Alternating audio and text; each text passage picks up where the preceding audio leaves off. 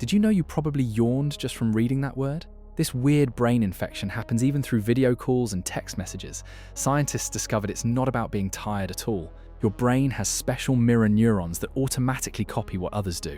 When you see someone yawn, these neurons fire and make you yawn too. But here's the crazy part.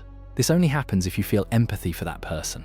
Psychopaths actually don't catch yawns because their empathy circuits don't work the same way. So contagious yawning is basically your brain proving you care about others. We always remind you to comment and subscribe for more new content.